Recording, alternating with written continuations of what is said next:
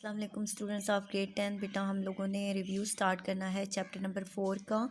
اور ساتھ میں اسی چیپٹر کے ہم نے کویسچنس بھی میمورائز کرنے ہیں جو کہ ڈائری کی صورت میں آپ کو ملیں گے، اور وہ آپ نے اسی طرح سے میمورائز کرنا ہے جس طرح سے ہم لوگ پہلے روز میمورائز کرتے تھے۔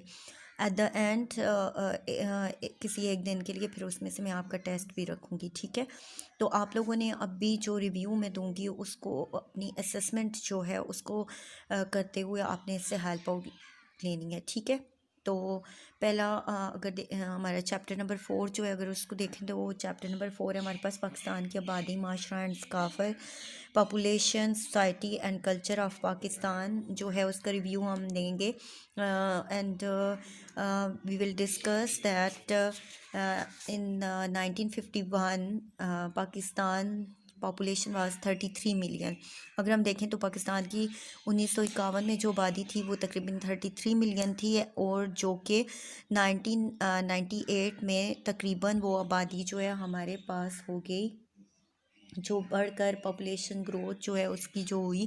وہ 130.6 ملین ہو گئی، ٹھیک ہے؟ تو اس کے بعد وہ کہتا ہے کہ اگر 2010 کو ہم دیکھیں تو اٹ ایکسپیکٹڈ، یعنی ہم نے اس کو اٹ ایکسیڈڈ ٹو 170 ملین، اور یہ تقریباً ہماری جو ہے 170 ملین سے بھی تجاوز کر گئی، یعنی اس سے بھی آگے چلی گئی۔ And it means that in 63 years کے 63 سال ہمارے جو گزرے، the population has increase 5 fold, کہ 5 گنا ہماری آبادی جو ہے اس میں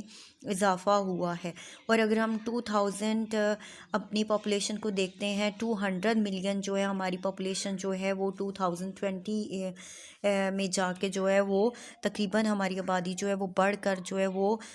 200 ملین تک پہنچ جائے گی۔ اور اگر 1981 کے ہم اس کو دیکھتے ہیں تو اکارڈنگ ٹو 1981 ہماری جو ڈکریز ہوا ہے پاپولیشن میں، اور پاپولیشن ڈکریز از 1.9%، ٹھیک ہے؟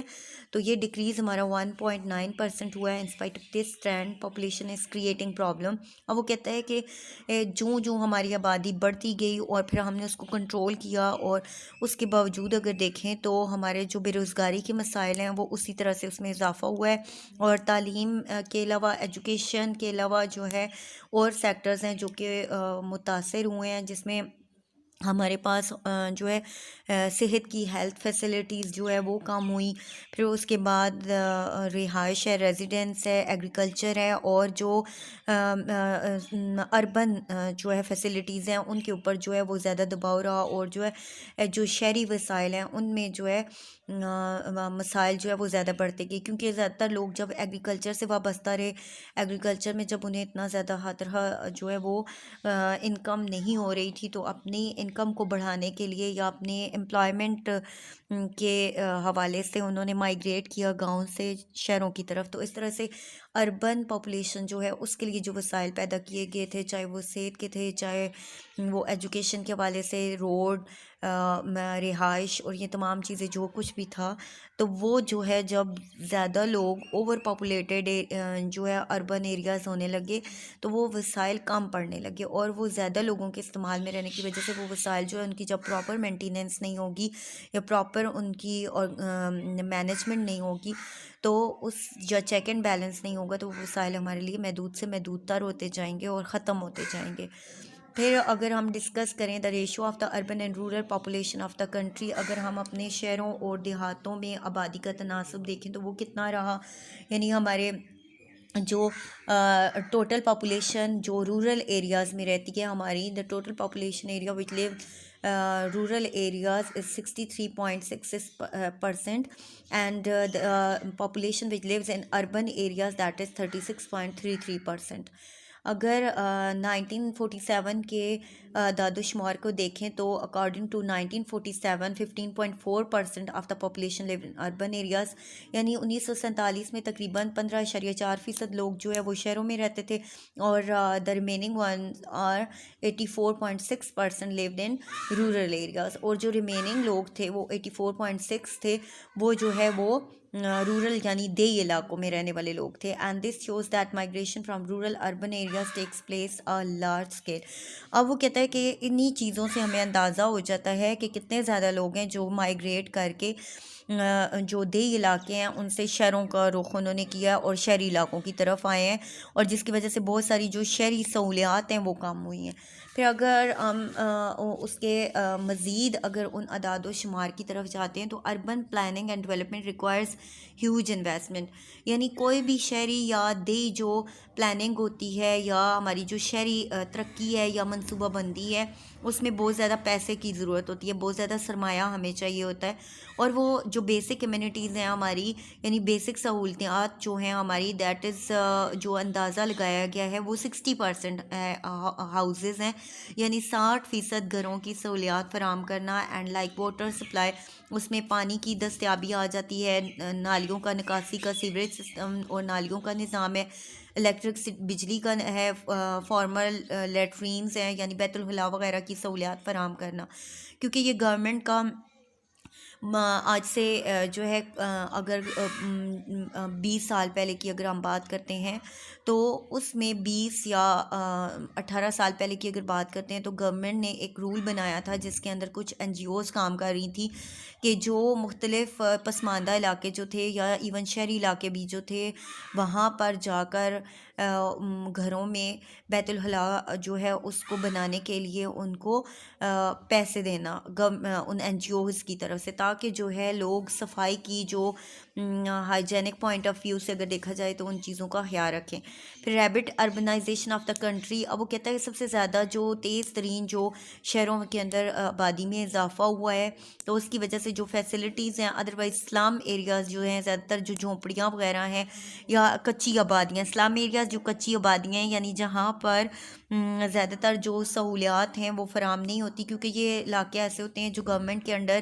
ایریاز ہوتے ہیں اور ان کے اوپر لوگ رہنا شروع کر دیتے ہیں, اپنے گھر بنا لیتے ہیں, اور کیونکہ ان کو پکے چھت بنانے کی اجازت نہیں ہوتی, جھونپڑیوں میں رہتے ہیں, یا ایون اگر گھر بھی بنا لیتے ہیں تو اس میں جو ہے وہ اپنی چھت جو ہے وہ لینٹر وغیرہ نہیں ڈال سکتے. اور جب گورنمنٹ کی طرف سے یہ چیز نہیں ہوتی تو وہاں پانی بھی دستیاب نہیں ہوتا اور نالیوں کا کوئی نظام نہیں ہوتا, بجلی کا کوئی انتظام نہیں ہوتا, تو اس لیے وہاں پہ وہ ہیلتھ فیسلٹیز موجود نہیں ہوتی, بیسک جو فیسلٹیز ہیں وہ موجود نہیں ہوتی تھی, جس کی وجہ سے ہیلتھ کے پوائنٹ آف ویو سے اگر دیکھا جائے تو وہ ٹھیک نہیں ہوتے. پھر آگے نیکسٹ ہے کہ رورل پاپولیشن جو ہے ہماری یعنی دیہی علاقے ہیں ایگریکلچر وہ زیادہ تر زراعت سے وابستہ ہوتے ہیں, اور 51% of working force because of no civic communities in the rural areas. اب تقریباً 51% لوگ ایسے ورکنگ فورس ہے کہ جو زراعت سے وابستہ ہے, لیکن یہ ہے کہ انہیں سیوک کمیونٹیز یعنی انہیں شہری ہونے کی جو سہولیات ہیں مراحت ہیں وہ نہیں ملتی رورل ایریاز میں. اینڈ لوگ جو ہوتے ہیں وہ زیادہ تر مائگریٹ کرتے ہیں ایک جگہ سے دوسری جگہ, اور وہ ایک گاؤں سے وہ شہر کا رخ کرتے ہیں. And pressure increasing population on cities, جس کی وجہ سے جو ہمارا شہروں کے اوپر جو پاپولیشن کا جو پریشر ہے وہ بہت زیادہ ہوتا جاتا ہے. اب اگر ہم ڈسٹریبیوشن دیکھیں کہ ہماری جو according to age and sex یعنی تقسیم بالحاظ ہماری جنس و عمر کیا ہے, یعنی کتنی عمر کے لوگ ہمارے یہاں مرد موجود ہیں اور کتنی عمر کی عورتیں ہمارے پاس موجود ہیں, تو وہ بالحاظ سیکس آ جائے گا, بالحاظ جنس جو ہے وہ اس کی ڈویژن آ جائے گی. اگر 1950 اکارڈنگ ٹو 1950 پاپولیشن اگر ہم دیکھتے ہیں تو ہم 14th لارجسٹ کنٹری تھے ان دا ورلڈ, تو ہم 14ویں نمبر پر تھے. اور اس کے بعد اگر ہم دیکھیں 2004 میں it increases the number, and when our population grow rapidly, then in 2004 we will on 6 we were on 6 number. اس وقت ہم جو ہے وہ 2004 میں ہم 6 نمبر پر تھے کہ وہ پاپولیشن کے حساب سے. And over population of Pakistan, جو پاکستان کی اوور آل پاپولیشن ہے اس میں تقریباً 49% جو ہے وہ مرد ہیں اور 51% جو ہے وہ عورتیں ہیں, یعنی عورتوں کی تعداد زیادہ ہے. اب ہم اتنے بڑے اپنے ایک اگر دیکھیں ایک گروپ کو اگر ہم سائڈ پہ رکھیں گے, اس کو ایجوکیٹ نہیں کریں گے, اس کو جابز میں آگے نہیں آنے دیں گے, اگر پروفیشنل ایجوکیشن نہیں لینے دیں گے, تو یعنی ہماری آبادی کا آدھے سے زیادہ حصہ جو ہے وہ مردوں کے اوپر ڈپینڈ کر رہا ہے، اور مرد جو ہے وہ بھی اگر اتنا اچھے ایجوکیٹڈ نہیں ہوگا، ایجوکیشن لٹریسی ریٹ لو ہوگا، اور اس کے علاوہ پروفیشنل ایجوکیشن نہیں یا ٹیکنیکل ایجوکیشن ان کے پاس نہیں ہوگی، تو وہ کس طرح سے اتنی زیادہ جو لوگ ہیں ان کی کفالت کر سکتا ہے. تو اس طرح سے وہ تمام عورتیں جو مردوں کے اوپر ڈپینڈ کر رہی ہیں کفالت کے لحاظ سے، وہ اگر اپنا پڑھی لکھی ہوتی ہیں اور اگر ایجوکیٹڈ ہوتی ہیں تو وہ مردوں پہ ڈپینڈ نہیں کریں گی، وہ اپنا خرچ اٹھا سکیں گی، اور اس طرح سے مرد کا بھی برڈن کم ہو جائے گا، اور عورت جو ہے وہ بھی اپنے وسائل خود پیدا کر سکے گی. تو اتنا بڑا اگر ہم ایک گروپ اگر علیحدہ کر لیتے ہیں کہ اس کو ایجوکیٹ نہیں کرتے، اس کو کوئی ایسی ہیلتھ فیسلٹیز ہر چیز سے اس کو محروم رکھتے ہیں، تو پھر وہ ملک کبھی بھی ترقی نہیں کر سکتا. پھر اس کے بعد اگر ہم پاپولیشن کے حساب سے یہ دیکھیں، گراف ہمارے پاس موجود ہے کہ اگر ہم 14 جو ہے وہ کہتا ہے کہ اپ ٹو 14 ایئر، یعنی 14 ایئر تک اگر ہم اپنی پرسنٹیج دیکھیں تو کتنے 43.1% ہمارے پاس آتا ہے، اور 14% اگر ہم دیکھیں عورتوں میں تو وہ 43.2 ہے، یعنی مردوں کے مقابلے میں زیادہ ہے. اور اگر 15 to 64 اگر ہم دیکھتے ہیں ایج گروپ ہے اگر ہمارا، تو اس میں مرد ہمارے پاس 53.3 ہے اور عورتیں ہمارے پاس 53.6 ہے. اور اگر 65 اینڈ ابو دیکھیں تو 3.6 ہے اگر میل، تو عورتیں 3.2 ہے. ٹھیک ہے، یعنی جو 65 سے اوپر جاتی ہیں تو پھر مردوں کی جو ہے وہ تعداد جو ہے وہ ایج وائز زیادہ ہوتی جاتی ہے. پھر آگے اگر ہم دیکھیں اپنے نیکسٹ ٹاپک کے حوالے سے، تو اس پر جانے سے پہلے ہم ان چیزوں کے لیے بہت زیادہ جو ہمیں زیادہ ضرورت ہے، جو مزید ڈسکشن کی ضرورت ہے، وہ بیسیکلی ہم نے یہ دیکھنا ہے کہ ہماری پاپولیشن یا ہماری جو آبادی ہے وہ ایک اہم پرابلم ہے، ایک سب سے بڑا مسئلہ جو ہے وہ پاپولیشن، کیونکہ اسی کی وجہ سے ہمارے ریسورسز کم ہوتے ہیں، ہمارے وسائل میں کمی آتی ہے، اور ہمارے جو ریسورسز ہیں جب وہ کم پڑ جاتے ہیں تو پھر اس وقت ہم جو ہے وہ ان چیزوں کو باہر سے جو ہے امپورٹ کرنے کے لیے جو ہے وہ مجبور ہوتے ہیں. تو اس لیے جتنی زیادہ ہم باہر کے ممالک کی طرح، یورپی ممالک کی طرح اگر سب سے زیادہ سہولیات جو ہے وہ اپنے ملک میں ہم جو ہے وہ پیدا کر لیں گے، اور اپنے سب سے زیادہ ہمارے رورل ایریاز جو ہیں ان کو ہم زیادہ فیسیلیٹیٹ کریں گے، تو ہماری اربن ایریاز جو ہیں وہ سیکیور رہیں گے، اور جو ہے وہاں پہ کے جو وسائل ہیں ان میں کمی نہیں آئے گی. پھر اس کے بعد ہم اگر ذکر کریں تو سب سے پہلے ہم تذکرہ کریں گے پاکستانی معاشرے کے خد و خال، یعنی بیسیکلی ہمارا جو معاشرہ ہے یا سوسائٹی جو ہے اس کے کریکٹرسٹکس کیا ہیں. کریکٹرسٹکس میں اگر ہم دیکھیں تو ریلیجیس ہارمنی ہے. ریلیجیس ہارمنی جو ہے اگر اس حساب کے دیکھا جائے تو مذہبی ہم آہنگی، یعنی مذہبی طور پر ہم لوگ جو ہیں ان میں پاکستان میں معاشرہ جو ہے مذہب کو سب سے بڑا ہمیں جو ہے ہم فوقیت دیتے ہیں اپنے ریلیجن کو. تو اگر اس حساب سے دیکھیں ہم تو we are in Pakistan 97% population is Muslim. تو religion plays important role in individuals and collective life of پاکستانیز، یعنی بیسیکلی ہم مذہب سے جڑے ہوئے ہیں، اور مذہب ہی ہماری معاشرت بھی طے کرتا ہے، ہمارا ثقافت بھی طے کرتا ہے، اور ہماری زندگی کے تمام جو امور ہیں ان کو کور کرتا ہے. اینڈ فیملی سسٹم کو اگر ہم دیکھتے ہیں ہمارے سوسائٹی میں، تو ہمارا فیملی سسٹم جو ہے وہ زیادہ باؤنڈنگز والا ہے، یعنی ہم جوائنٹ فیملی سسٹم جو ہے وہ زیادہ جو ہے یہاں پریفر کیا جاتا ہے، اور سوشلائزیشن ہوتی ہے بچوں کی، سوشلائزیشن جو ہے چلڈرنز کی جو ہے وہ زیادہ جو ہے امپورٹنس دی جاتی ہے. پھر اس کے بعد ہمارے ایموشنل اکنامکل پرابلمز جو ہوتے ہیں ان کا سلوشن ہمیں ملتا ہے ہمارا جو فیملی سسٹم ہے اس میں. اور اس کے بعد آ جاتا ہے کہ کامن لینگویج، اور اس کے علاوہ ہماری زبان جو ہے، یعنی ہماری جو سوسائٹی ہے اس کا سب سے کامن چیز کیا ہے، وہ ہماری لینگویج. ان تمام لوگ جو ہیں ان کی چاہے اسپوکن پروونشل لیول پہ اگر دیکھی جائے تو چاہے کوئی بھی زبان وہ بولتے ہوں، لیکن اگر ہم پاکستانی ہیں تو ہم ایک ہی زبان ہے اردو زبان، جس کی وجہ سے ہم سب ایک دوسرے کے ساتھ جڑے ہوئے ہیں. تو اس لیے وہ کہتا ہے کہ اردو از دا نیشنل